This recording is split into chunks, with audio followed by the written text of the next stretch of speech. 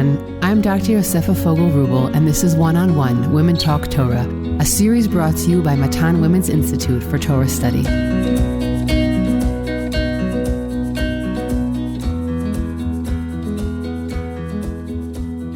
Welcome back to Matan's One-on-One Parsha podcast, where we discuss deep thematic points about the Parsha. If you would like to sponsor an episode, please contact the Matan office via telephone or email me at podcasts@matan.org.il. This Bereshit series is titled Choseness and Choices.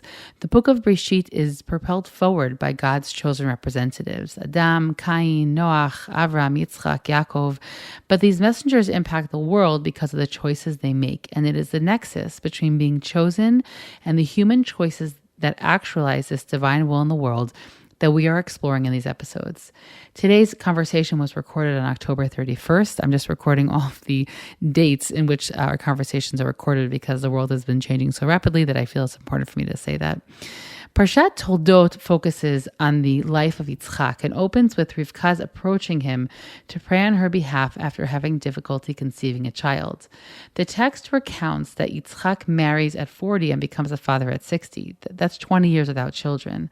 Rivka becomes pregnant with twins who already in utero are described as rivals. They are presented as archetypically dissimilar. They look different, they have different occupations, and are each favored by a different parent. Each parent, in fact, favors the child most similar to them. Yitzchak has his culinary preferences and a hunter's son who knows how to prepare foods to his liking. And Rivka and Yaakov are both skilled at sophisticated, if not deceptive, planning.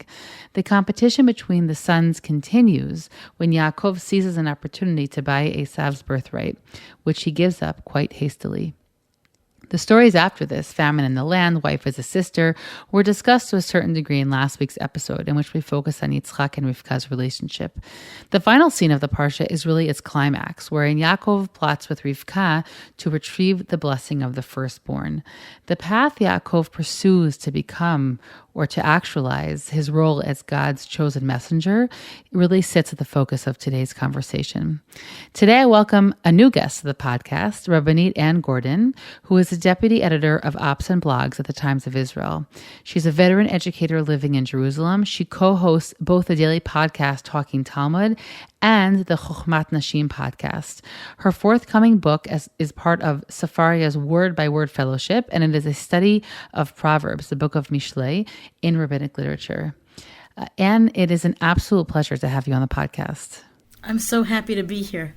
I feel such a part of the Matan family. It's really wonderful. I'm really happy to have you here. I think your voice is a great contribution in general to the world of women's Torah, and I'm happy for it to be part of these Matan conversations. These episodes in the book of Bereshit are trying to tackle both really, really big parshiot and also very, very big ideas. So our conversation today, I think, right, we're going to sort of try and figure out a little bit the beginnings of Yaakov and his journey, his role in the house of Yitzchak, his role as an inheritor of the religious, cultural, spiritual heritage of Avraham. So why don't you bring us into that, wherever it feels right for you? So I want to take a step back, I think, even before we get to Yaakov, because our Parsha opens with a discussion of Avraham. It repeats information that we already know from last week's Parsha in terms of Yitzchak now getting married, and we're about to embark on the children that will come from them.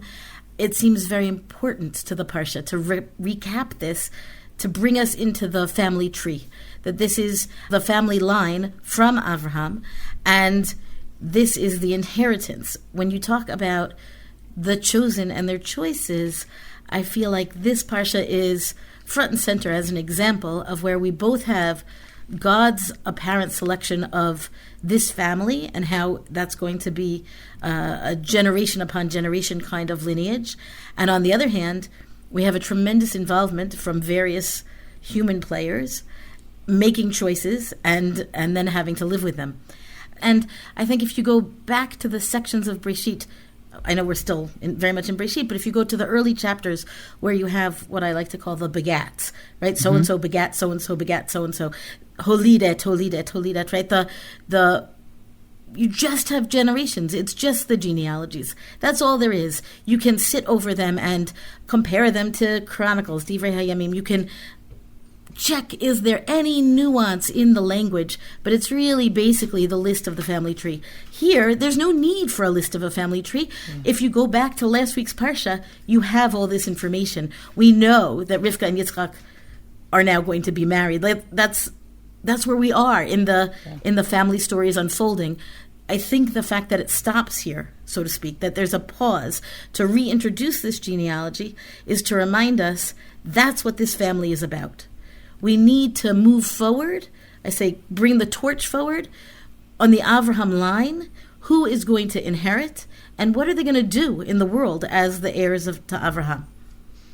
Yeah, and it also seems very clear that these boys come into the world very much knowing that there is something fraught, right? There's something fraught about their relationship. There's something fraught about what they have to do here. I'm curious what your take is on Rivka's revelation of the prophecy, right? What do you think about that in terms of, does she share with others? I'll just, as I was reviewing this parasha again to prepare for this conversation, I was thinking about the fact that it's clear, well, I usually think about in the context vis-a-vis Yitzchak, right? Did she tell Yitzchak about it?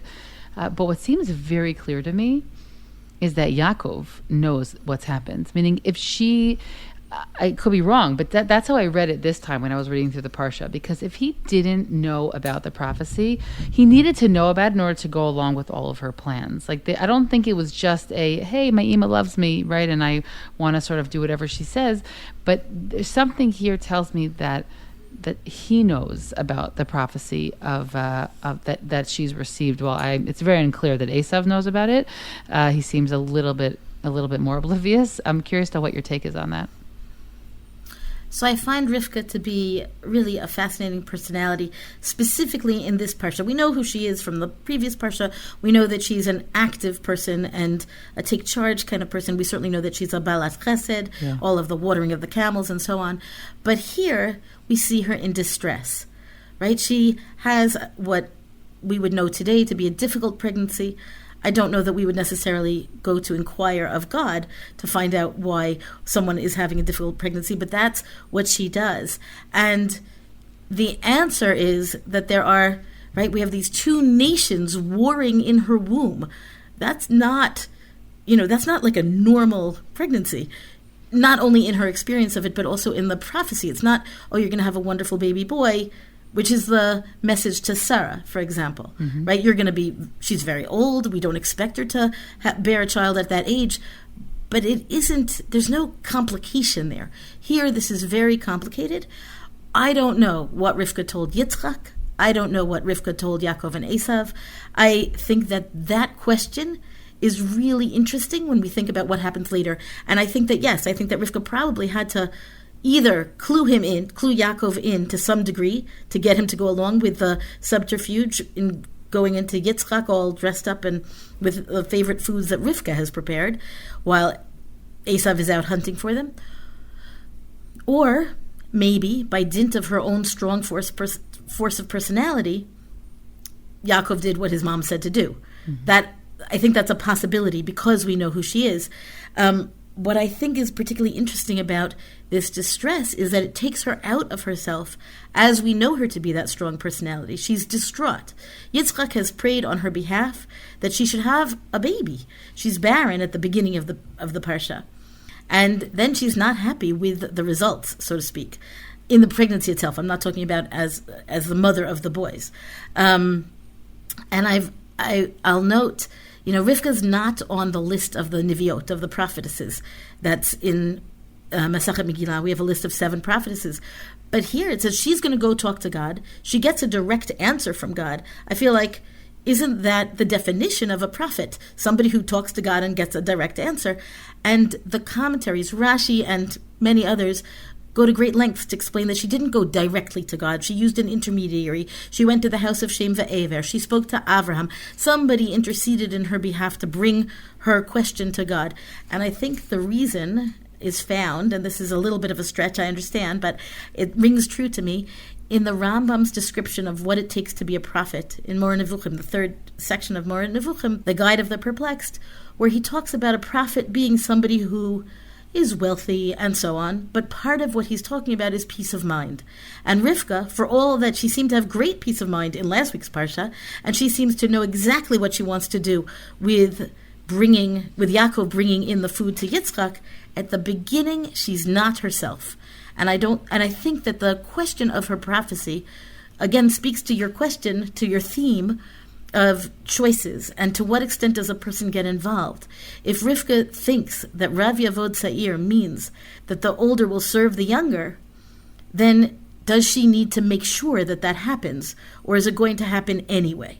I wonder if the fact that she's left off the list is because she receives a word of God, but she doesn't tell anybody. Meaning it might be another way of them expressing their opinion that this was kept to herself. And a prophecy kept to yourself is no prophecy at all, right? There's something about things like this that are meant to be some sort of declaration. That also might be a little bit of a drasha there, but it's also an interesting question.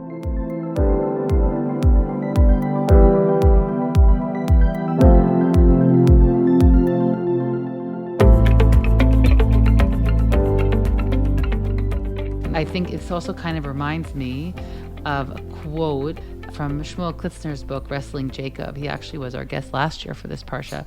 But a quote that he has here, I believe it was from really earlier in the book, somewhere towards the introduction.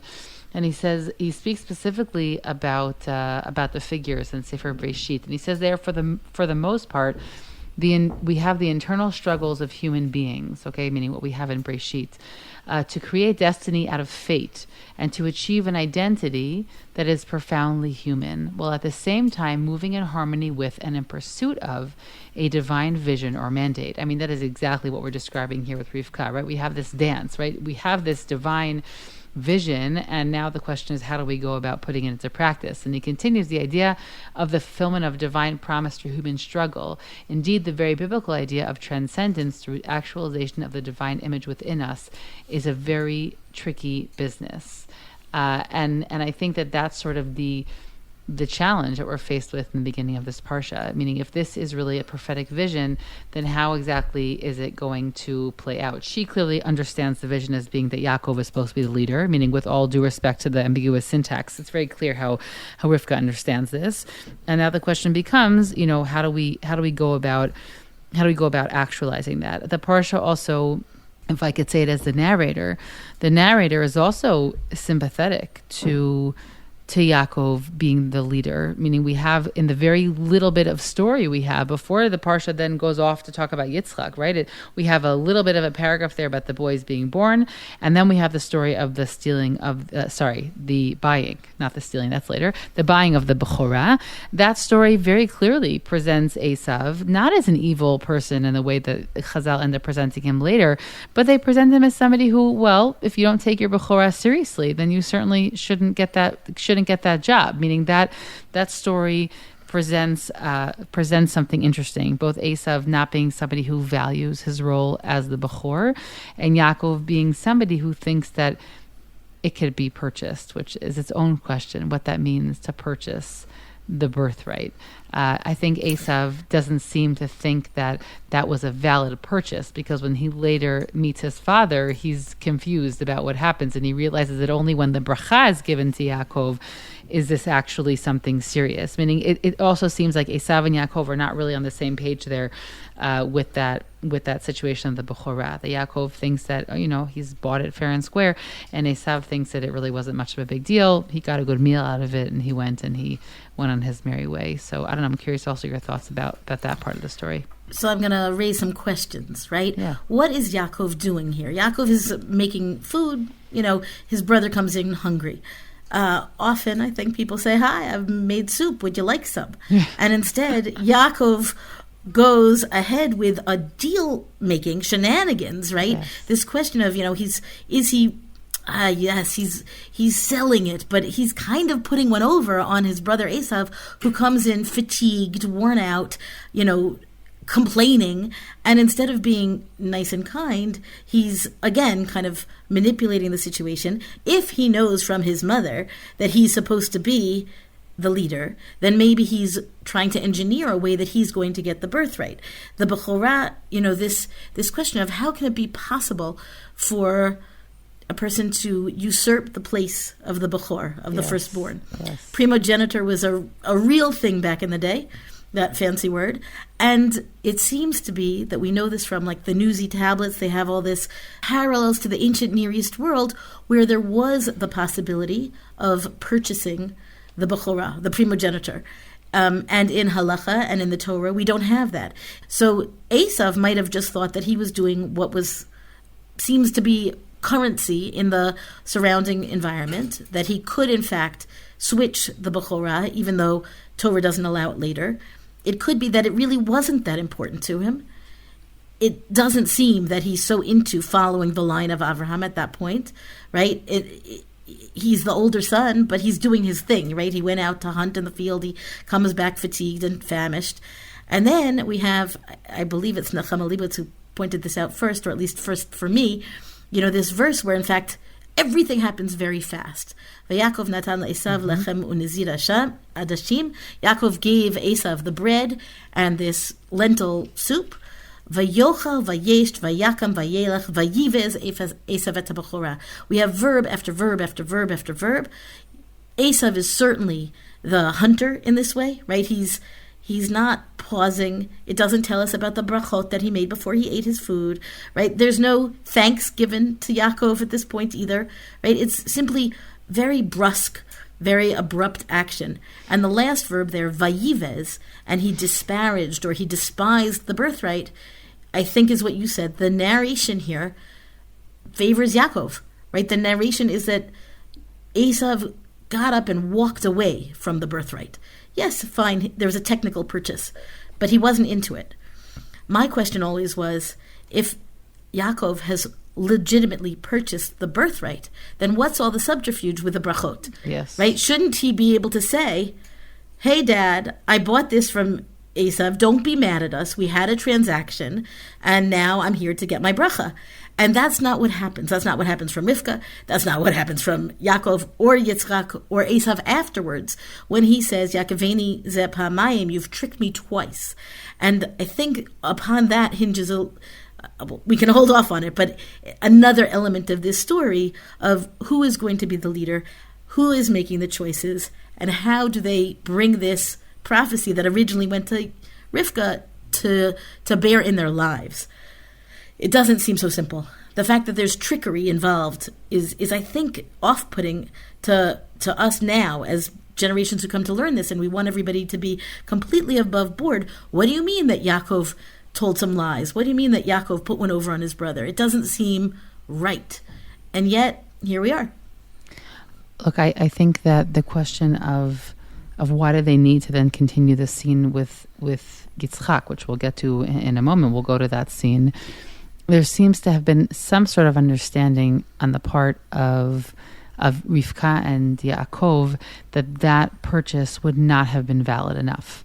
It wasn't enough. That's getting it from Esav. Esav doesn't have the right to decide who is the continuation of the line, meaning it had to be declared by the generation before. So it might have been some sort of transaction on a brotherly level, but it seems very clear. And again, there's different theories about legally why this might have been necessary, that specifically the father. But even if we don't go to the legal precedents that some do to try and explain it, it seems very clear that if Yitzchak was still intent on declaring Esav the leader of the family, that was going to be the deal breaker, which is why Rivka and Yaakov have to then take it to another level. That there was a bracha that needed to be bestowed upon Yaakov himself, and that whatever happened between him and Esav was sort of a private transaction, but it wouldn't have been enough. I think that it also makes sense that when you're speaking about, on one hand, it's becoming the continuation of the family, of passing the torch forward. On the other hand, you also do have to deal with the brother against whom you're sort of in competition with. So the Bechorah is the scene between the brothers, and the blessing is the scene with Yitzchak. Esav he's related to that scene because he walks in and realizes what happens. But that really is, there's a transaction with Esav, and there's a transaction, albeit deceptively with Yitzchak. And so both seem to have been needed. So I really like everything you've said. I think it really provides a good explanation as to why there would be this distinction between the food, the bechorah, and then the brachot. And I still want to say something different anyway. Yeah. I want to suggest, and it's not just me who suggests this, Drashot Haran, Rabbanit Anne Gordon, he said it centuries upon centuries before I did, that the bechorah, this inheritance, this thing that goes to the heir of the family, comes later in the Parsha, and nowadays we call it Birkat Avraham. And the text says this, and towards the end of the Parsha, it says, literally, Vayiten lecha et Birkat Avraham, I'm going to give you the blessing of Avraham, to you, to your children with you, to inherit the land that you will dwell in, that God gave to Avraham. And that's a really different blessing than that which Yitzchak gives to Yaakov when he ostensibly thinks that Yaakov is Esav. Yes. That bracha, a little bit earlier, is much more about prosperity and flourishing in terms of your daily life being one of wealth and contentment and ease, and even the bracha that then, the reserve bracha for Esav, when he says, maybe have a little bracha left for me, is again one of how we live and that we can live with some measure of viable and relatively easy sustenance. Birkat Avraham is about inheriting the land. It's about being the people that God is going to make numerous as the stars, right? It's a different inheritance. It's a different bracha than the brachot that we call the brachot. Birkat Avraham is not contested in this parsha. So my question is, was Yaakov always supposed to get it? Or is this the thing that he bought from Esav and nobody ever contested it because maybe the family did know about the purchase? Maybe they rebuked them. Maybe they weren't in favor of it. But at this point, when Yaakov is going to leave at the end of the parsha, he gets the bracha. He's given it straight up, right? You get Birkat Avraham. Nobody says boo. Except for Esav's complaint, you tricked me twice. You tricked me twice for the brachot. You tricked me once for the brachot and once for the bechorah. Not that they're the same thing, but that they're different things. One being Birkat Avraham, later, later and first, right? The bechorah, and then we see manifest in Birkat Avraham. Mm-hmm. That's the inheritance. And the bracha seems to be a thing that happens upon a father's deathbed. Mm-hmm. We see it with Yaakov and his children. We see it with Moshe and the tribes, right? There's this pronouncement of who you're going to be as you go forward in the world. It's not to be part of the Jewish people. These are anachronistic terms, right? Jewish people doesn't really mean something yet in Parshat Toldot, but it does for us when we talk about what is Birkat Avraham. What does it mean when we look outside in the land of Israel and we say, this is the promise to Avraham manifest? I think that that's what's going on here. And I think it's not the standard interpretation, which is why I was very glad to find that the Ran had said it long before I did. But I think it works. I think it answers these questions of how can it be that there's trickery, but there's also solution and resolution. And at the end here, there's no... Yaakov is running for his life, but besides that, there's no contest over Birkat Avraham. Yaakov wants that thing that he didn't get from his birth order, because he does buy in to the family heritage. He wants the family heritage. He's willing to say, I've got my brother tired, fatigued. He's coming in. Instead of offering him soup like a kindness, like a normal person would do, I'm going to finagle Birkat Avraham because I'm going to treat it better. I'm going to be the heir the way the family really wants it to be. So I think everybody is recognizing that Esav is not the right person for Birkat Avraham, but he was born first. So how do we get the Birkat Avraham? If I'm right, if the Ran is right, that Birkat Avraham is the Bechorah, then how do we get it to Yaakov? It's not the brachot that comes in when the blessings that are bestowed on the deathbed that are about prosperity and, please God, they should have easier lives. I truly believe this to be the case. Yes. I think it answers why Esav is so shattered, because didn't he just sell it? Why is he so upset? And the answer is because he was supposed to get two things. He, the Bechorah, he, the Bechor, was supposed to get two things. One, the inheritance of the Bechor, the Bechorah. And plus, Yitzchak had said to him, go out and make me this food and I'm going to bless you. And Rivka comes in and says, he's not going to get that blessing. I need that blessing to go to Yaakov. So there's, again, the shenanigans in this family are dramatic and soap operatic and so on, right? Not the way we want to treat people to treat each other necessarily. But the maneuvering is for the sake of, Rivka truly believes, and we know her to be right, that Yaakov is supposed to be the heir, in fact, to both. And Yitzchak has a love of Esav that Rivka doesn't quite share, not to that degree, not to the way he perceives his son, that he wants to give him this bracha. Now, there are commentaries who say that Yitzchak really wanted it to go to Yaakov, and he's first most worried that he really has the wrong son, meaning there's a lot of, I would say, Talmudic thumbs that come into play to try to figure out who knew what when and what did they want to do about it. There's a really beautiful verse at the very end of the Parsha when they send Yaakov out. Vayishlach Yitzchak et Yaakov vayelech Padan Aram. They're sending Yaakov to go back to Padan Aram. El Lavan ben Betuel Harami Achi Rivka, the brother of Rivka, aim Yaakov Esav. It says Rivka's the mother of Yaakov and Esav. And that brings us back to the beginning of the Parsha where she's having this difficult pregnancy.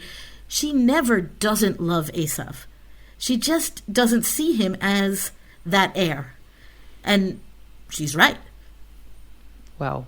I think what's also interesting is the name Yaakov is used in this Parsha as a play on words to sort of mean somewhat to trick or supplant, or however you want to translate that word, right? Literally from the word heel, but here it means, right, he initially grabs on in utero when they're exiting the utero, and v'akveni ze pa'amayim, as you said. What's interesting is that the word also means to follow, meaning to come after. And if we think a little bit here, again, because we're really seeing the roots of who Yaakov is, and then his personality will be revealed and sort of developed so much over the next prakim, is that he followed, or he came second, but he's not the kind of personality. And he also listens to his mother, and in that way he also follows, so to speak. But from here on in, he's nobody's follower. And Yaakov is this fascinating sort of alchemy between someone who was carrying on the tradition, but he has a lot of newness to him in a way that's very contrasting with his father Yitzchak, who his whole strength is to continue. And so his name means to follow. It also means to deceive to a certain degree. We've spoken about that, I think, at this point enough. But it means to follow. But from here on in, he's really going to be his own man, and he's going to be creating and sort of engineering a lot of different scenarios. And I guess I'm also just thinking about as we end the parsha about this question of becoming the patriarch who continues this line. But starting it off in a way that's really just full of all these difficulties of the deception and of these negative feelings, and being someone who's always on the run, which of course that's going to manifest itself in so many ways in the rest of Yaakov's life. He's going to spend most of his life on the run. And I guess I'm just thinking about the fact that we've seen already that being the chosen messenger of God hasn't been a guarantee of anything. It hasn't been a guarantee of having a lot of progeny. It hasn't been a guarantee of having a life that's somewhat peaceful. It kind of tends to feel like the opposite of all those things. And I'm just curious about that as we sort of wind down, how you think about, I even would say emotionally or spiritually, how you think about this prism of Yaakov being the one who carries on the torch, but it being in this setting or emerging from this setting that's very troubled. I think Yaakov didn't have an easy life from the time that he's old enough to make that soup for his brother. Before that, we don't really know, but I think he didn't have an easy life. I think his being on the run is hard. I think being tricked by his future father-in-law is hard. I think all of the things that happen afterwards, partial down the road, right? The fact that Yosef ends up in Egypt and he thinks he's dead, but he doesn't. Like, there's so much pain, I think, in Yaakov as a person. I want to suggest that comfort isn't the solution. Comfort, as much as we might seek it or want it, it's not what Birkat Avraham is about. It's about being the chosen ones of God, the beloved. And I will say, I know we're not really a Navi, we're not really looking at the books of the prophets or the Haftarah for this Parsha, but Parshat Malachi, the Haftarah is from Malachi, and it's really the second verse, but it's the first verse that has meat to it. Says, Ahavtem etchem amar Hashem, God says that I loved you. V'amartem b'meh ahavtem halo ach Esav leYaakov ne'um Hashem va'ohav et Yaakov. The statement is, I don't really need to read the Hebrew. The statement in the Haftarah is, Jacob have I loved. And then the implication is, Esav have I hated, right? Again, that Rav Yavod Tza'ir, they're never on a parallel, they're never on a par, but to be the beloved of God is something that I guess no other people can lay claim to. So the fact that it's not always fun and it's not always easy, maybe it's never easy. Certainly we can look at current events and it does not feel at all easy. Yeah, or maybe you have to achieve it in ways that sometimes look morally dubious to the outside, but that the people doing it possess a certain understanding that this is what has to happen. Not to read too much. So why I like the Haftarah as being part of the Parsha, right, is that it gives us the future generations and the attestation that God chose Yaakov. That for all of that subterfuge between Rivka and Yitzchak, and did Yaakov do the right or wrong thing? And maybe we don't know, but we have the prophet Malachi to tell us, yes, he did, because God loves Yaakov, and we are the people of Yaakov. We are his heirs. With his backbone, with his shenanigans, with his trickery, and with his hopefully good soup, right? Like all of it comes together, I think, in the way we as a people have inherited this tradition over burdensome, difficult, troublesome times. And as Malachi puts it, but with a lot of love.